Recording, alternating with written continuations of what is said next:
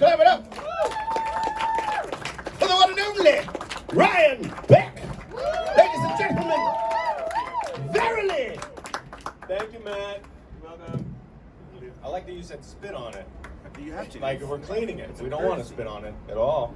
I don't know. I would have used his. I don't think he has it. I would hope not, right? Okay. How's everyone's March going? Good? We're back in jackets, everybody. We're back in jackets. We've come all the way to jackets again. I don't know. This is not good. Yeah, I don't know what to do anymore. It's crazy. I guess it was day 22 of quarantine when I first called my wife Mom. And you know, we just been dealing with that one when it happened, we were just like, well, you know, at least we're all pretty close to the tail end of this thing, so I guess that's no big deal. Who knew it would last this long, you know? And we're just back in jackets. You still thinking about that? Yeah, me too, yeah. No big deal. We were newly married when it started. We were like, got married a few months before quarantine started, and then we quarantined, and now we're ready to celebrate our 50th wedding anniversary. So really been marriage and fast forward. I don't know how everybody else has been doing. It's just a lot of time together. Everyone's like, oh, a lot of babies are going to be born about 9 months from now. A lot of babies. Yeah, nothing gets you hornier than spending every waking moment with another person.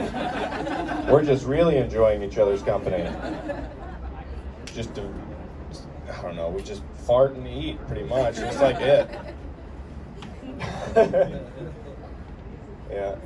A lot of people were like developing like new hobbies, you know, like, oh, I got friends that are like working out, and like some of my friends are like baking bread and doing this. My new hobby is that I every morning I stare at my wife and I ask her what's wrong until we have a fight.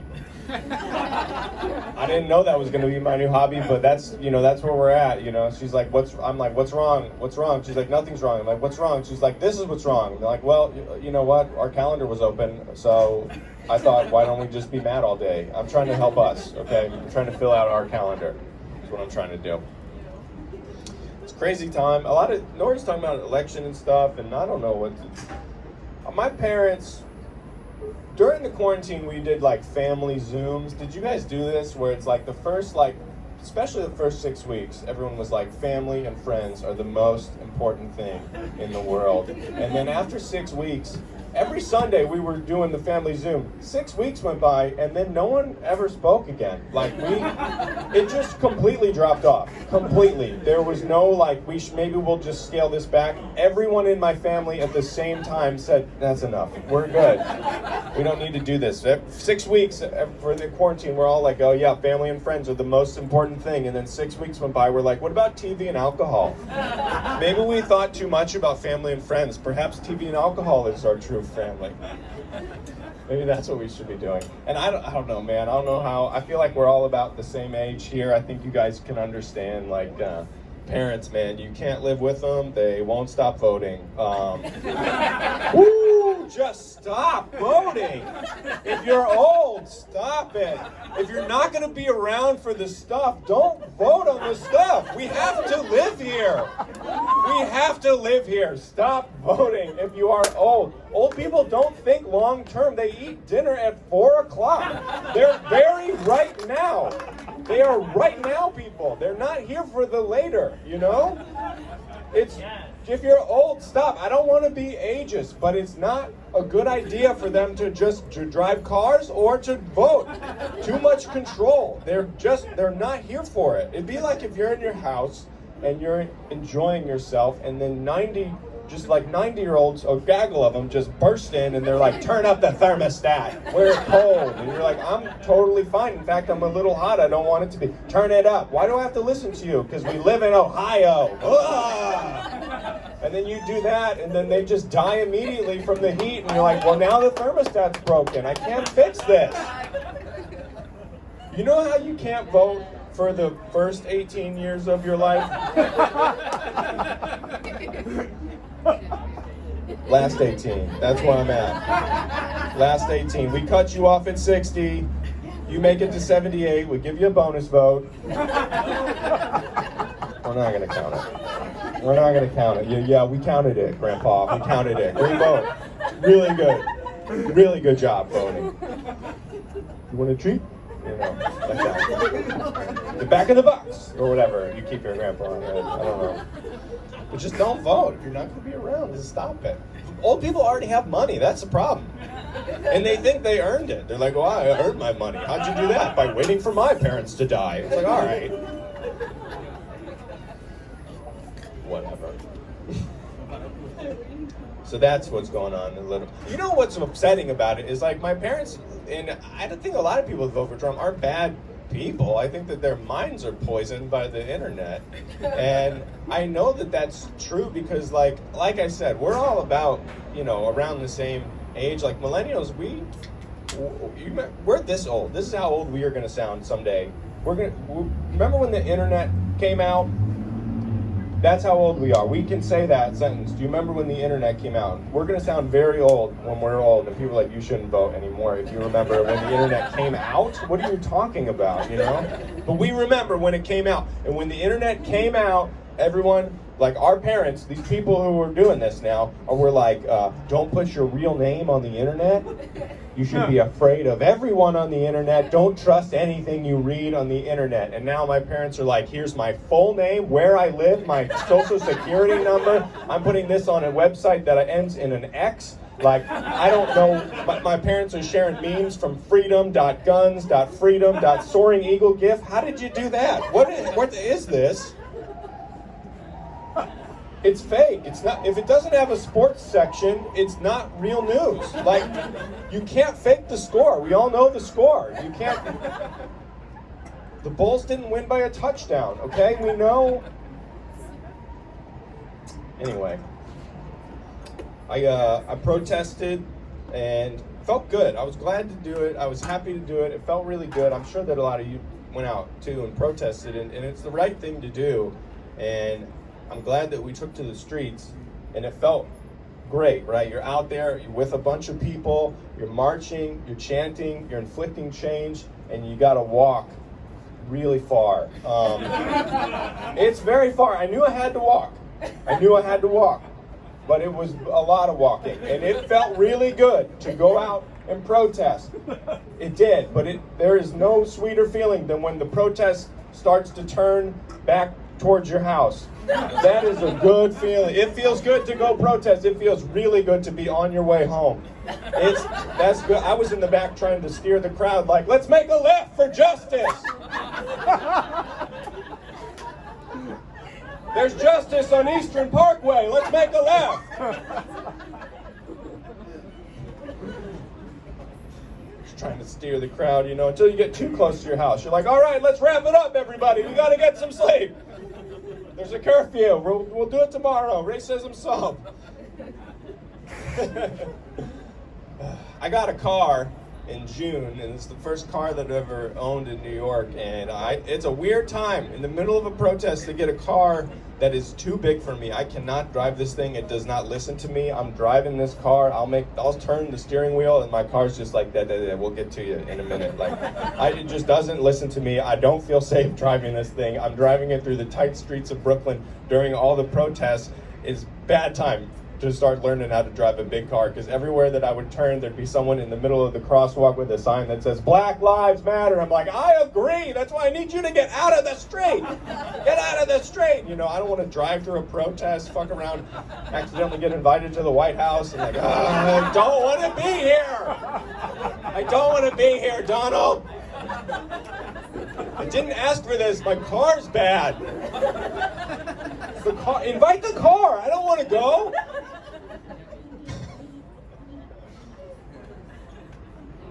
You replace Mike Pence with car. Trump car. 2020, whatever. Yeah, man, I did that. I like the car. I don't know why. They keep telling us that self-driving cars are coming. They're not coming to New York City. After driving a few months, there is no way that you can program a car to navigate the streets of New York City. Nothing makes sense here. You can't tell me that there's an algorithm to go around the guy in the middle of the street trying to send a text message with his left shoe. There's no code for that. You can't, there's nobody in the computer that can just be like, yeah, then you go around that guy and then also crash into every double parked car and baby that's running out into the street at 3 a.m. can't program for that shit. Also, does anybody drive? Yeah. There's a power to it that I like, man. There's something cool, like, there's something about just the windshield that makes me feel like I'm royalty. Like, I'm thinking things, I walk down the street, I walk past people all the time, I don't even think about them. There's a person, whatever, like, I just see it and it's gone. It's just there and gone. When I'm in my car and I see people walk across the windshield, I'm like, look at this fucking guy. I'm just the nastiest thoughts. Look at his stupid neck. What a kind of guy. If I had a neck like that, I'd kill myself. You know, like, I'm just the piece of glass, my window's down. He can hear me. What am I doing? You know? I do hope that we fix this, you know, with a lot of racial tension in the United States. And I'm trying to do my part. And I think I'm making it worse.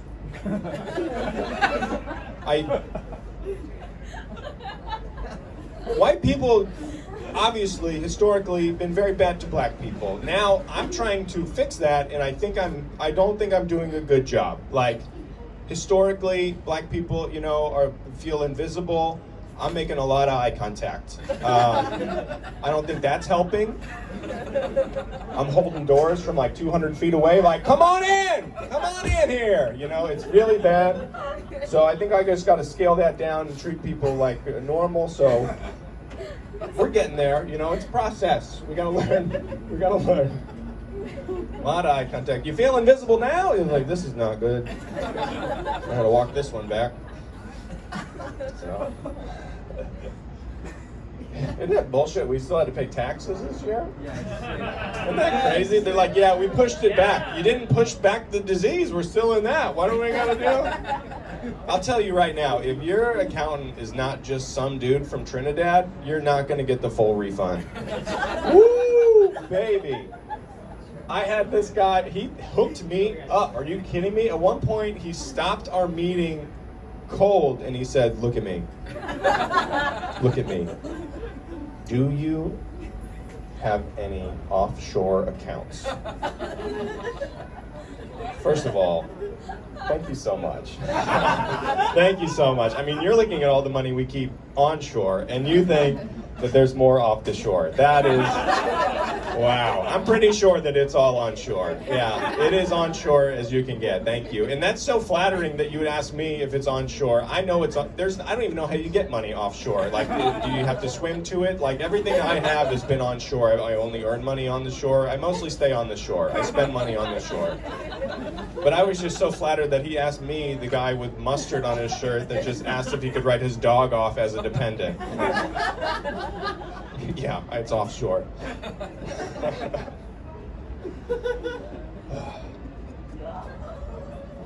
What is that? Are we all like a little upset that we're not on that roof? Like, that roof is very nice. This roof is quite nice, but that one's like well lit. There's greenery. Are you guys gonna eat indoors like immediately? Absolutely? Oh, absolutely not? You're going to do it? Yeah, that's, boy, you're a bolder than I am. I still feel uncomfortable around everybody, but I have figured out that quarantine has allowed me to really get into my element. One of my favorite things to do is to, like, prior to this, was to make plans with my friends for Saturday or Sunday and then let the entire weekend go by without contacting that person. And that's coming back now in a big way. And now I get to just blame it on I didn't feel comfortable or whatever, if we ever speak again. You know, it's like, I have a lot of friends that Saturday or Sunday, I'll never see you again, you know? Let me tell you this, I think this was upsetting to me. So in comedy, you know, you meet people that go on and do really cool things, and I have a friend of mine who's doing real well, and I was texting with him, and then one day, during quarantine and all this stuff, doesn't text me back. I'm like, okay. Another text, nothing goes by. Week later, 2 weeks later, I shoot him a text. I'm like, what's going on? No, doesn't write me back. I'm like getting pissed. I'm like, this guy thinks he's too good for me. This guy thinks, you think I'm annoying? You think you're too good for me? That's bullshit, you know? And so then I see him, in real life, and he goes, so what'd you think of the game? And I'm like, I texted you about the game. And he goes, oh my God, you texted me. I'm so sorry. I had to change my number. And I go, whoa, why'd you change your number? And he goes, oh, I was getting death threats. And what a relief that was. Like, I thought that he thought I was annoying or whatever. And here it is, just that strangers want to murder my friends for what he thinks and feels. So, like, we really lucked out on that one. That was a long walk there. Yeah, man.